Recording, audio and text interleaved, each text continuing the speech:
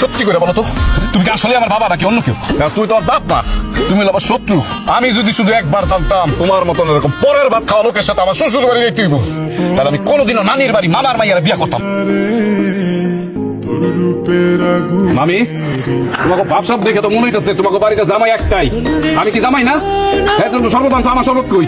ওরে জমিদারের বাচ্চা রে, হ্যাঁ আবার শরবত দেওয়া লাগবো।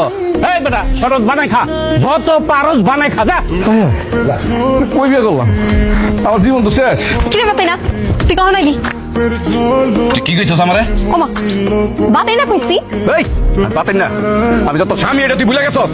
আর আমার বাবা কত সুন্দর একটা নাম রাখছে বাতেন, আর তুই কত বাতেন না। স্বামীর শেষ তো কি হয়েছে? হ্যাঁ, তোর কি দুইটা মাথা পাঁচটা হাত গজাইছে নাকি? আচ্ছা ভালো কথা, আমার তেঁতুলের আচার কই? দোকান বন্ধ ছিল, পাই নাই। বাবা না একদম ঠিক কথাই কয়, তোর মতো অকর্মা দুনিয়াতে একটাও নাই, বুঝছস? তুই আমার তেঁতুলের আচার আনিস নাই। কি রে, কই যাস?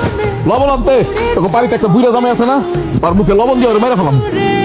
সি সি সি সি, নিজের বাপরে কেউ এই কথা কয়? তুই আমার একটা সত্যিকারের কথা কত, তুই কি আমার এখন তোর ফুফাতো ভাই ভাবো? তোর সাথে যে আমার বিয়ে হইছে এটা কি তোর মনে আছে, মানে মাথায় আছে? ফুফাতো ভাই মনে না হওয়ার কি কোনো কারণ আছে? না, কোনো কারণ নাই, কিন্তু আমি তোর স্বামী এই কথাটা সবসময় মনে রাখি। আর আমার কাছে যখন আসবি একদম বউয়ের মতন আচার ব্যবহার কথাবার্তা সবকিছু বলবি, আর যদি না বলতে পারস আমার থেকে দূরে থাকবি। আমি আর নালির বাড়িতে আসুন না, সবার কোনো সম্মানই নেই। আমি নাকি শ্বশুর বাড়িতে আসছি? হ্যাঁ, জামাইয়ের কোনো সম্মান নাই। আমি কি এবার কামলা? হ্যাঁ, গরু দেখ, বাতুরে খাওয়া, এইটা ওইটা, যত সব ফাউল শ্বশুর বাড়ি কুস্তি লাই। এই, আমি কি এই বাড়িতে কাজ করতে আইছি? হ্যাঁ, আর বাতুন ভাই কেমন আছো তুমি? আরে রেশমি, তোমার তো অনেকদিন পরে দেখলাম, এতদিন কই ছিলা? আরে আমি তো মামার বাড়ি থাকতাম, আব্বা এখন কইলো মামার বাড়ি থাকার দরকার নেই, বাড়িতে আয় তোরে বিয়া দিব। ও তাহলে বিয়া করার জন্য আসছো? হ, নগদ 10 লাখ টাকা দিয়ে পাত্র খুঁজতে আছে, কিন্তু পাত্রের সবকিছু ঠিক থাকলেও হাইটই মিলতেছে না। ও আচ্ছা আচ্ছা, তা তোমার কেমন হাইটের পাত্র পছন্দ? এই মনে করো তোমার মতো। আসলে আমি এমন একজনকে বিয়ে করছি যার কাছে আমার কোনো মূল্য নাই, তার বাড়িতেও আমার কোনো মূল্য নাই। হ্যাঁ হ্যাঁ, তাই নাকি? আর খুব পেরায় থাকি জানো না, ওরা আমার সাথে এমন একটা ভাব নেয় মনে হয় আমি বাড়ি কামলা, জামাই না।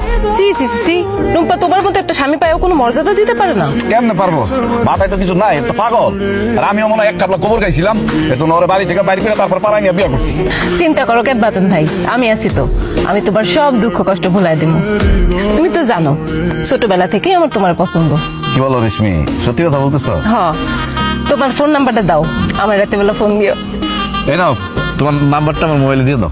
এই নাও আমার ফোন নাম্বার, আমার ফোন দিও। ঠিক আছে, ধন্যবাদ। মামার বাচ্চা মামা, তখন এবার আমি এমন একটা খেলা দেখামো, তখন আমার পাপ পেয়ে গেছে আর কি। জামাই বাদ দিয়ে পাপ দেখবি পাপ।